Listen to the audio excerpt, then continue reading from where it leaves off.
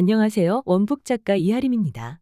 윌리엄 그린은 미국의 저널리스트로 20년에 걸쳐 세계 최고의 투자가 40명을 독점 인터뷰하게 됩니다. 그가 인터뷰한 인물로는 존 템플턴 경, 워런 버핏, 찰스 먼거, 하워드 막스, 조엘 그린블라트 같은 어마어마한 대가들인데요.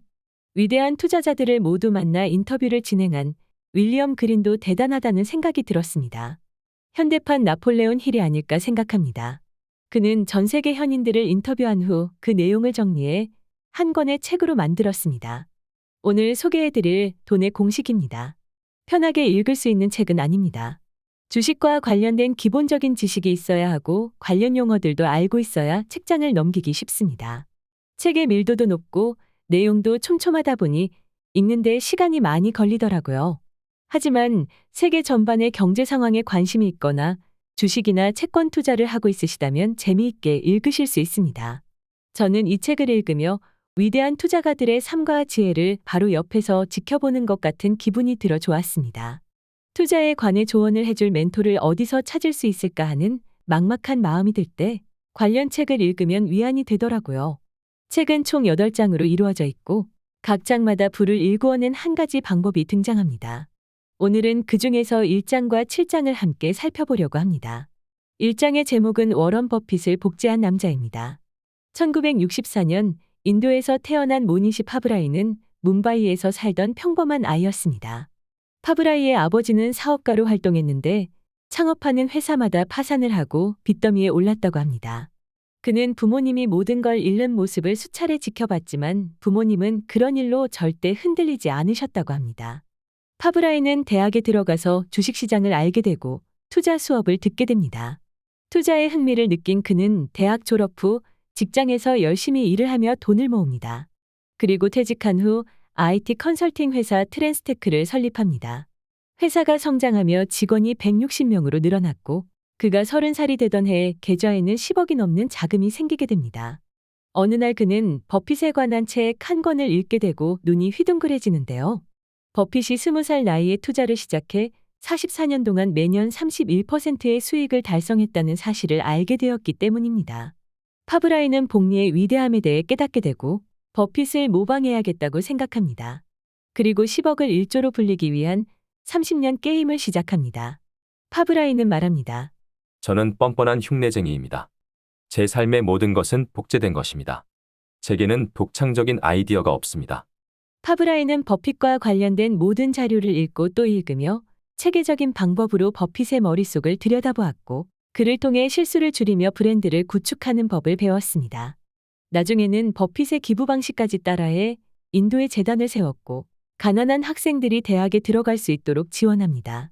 후에 버핏은 한 인터뷰에서 자선활동을 투자하듯 생각하는 그를 대단히 존경한다고 말했습니다.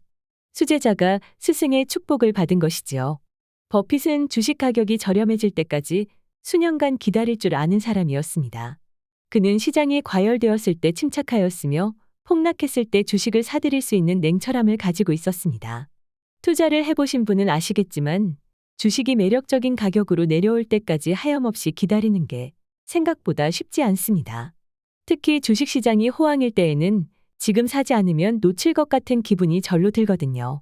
파브라이는 버핏을 본받아 2018년 호황기일 때 미국 주식을 전혀 보유하지 않았고 2020년 봄 주식시장이 붕괴되었을 때 주식을 매입합니다.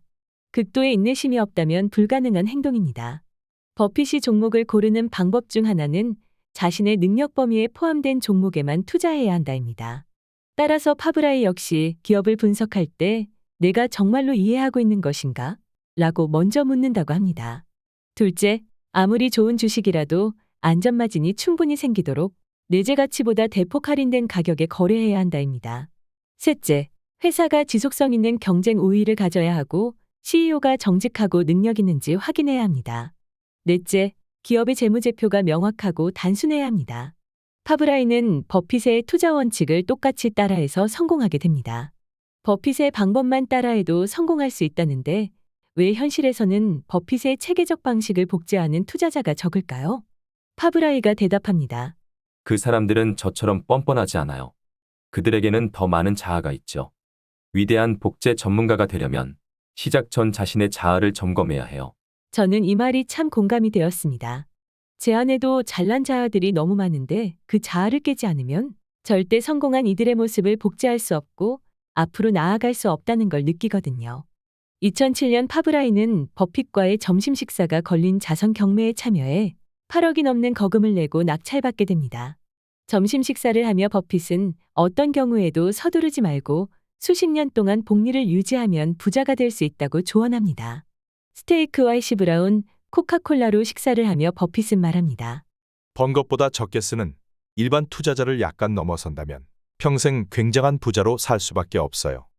7장의 제목은 탁월한 성과를 만드는 습관입니다.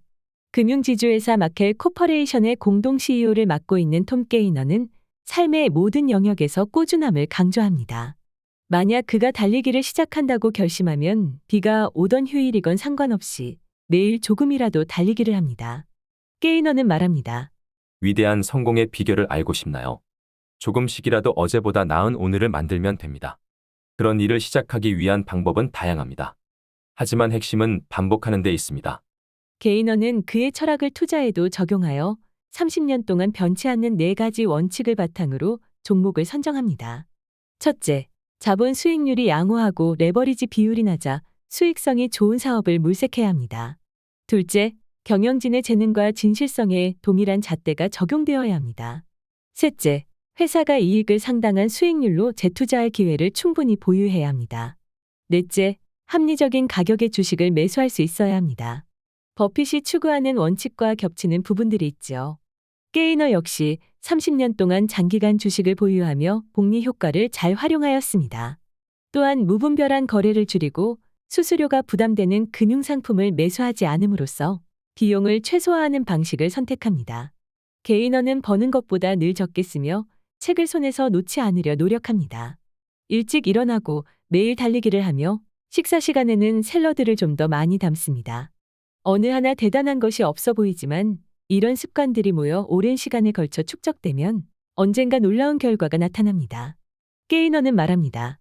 결과를 통제할 수는 없지요. 그래도 노력과 헌신을 통제하고 당면한 일에 자신을 온전히 쏟아부을 수는 있습니다. 그러면 무슨 일이 일어나도 일어납니다. 꾸준히 한 발씩 내디드세요. 지속 가능한 성공을 위해 오늘 하루도 성실히 살아가야겠다고 다짐하게 됩니다. 오늘 한 권의 책은 돈의 공식이었습니다. 감사합니다.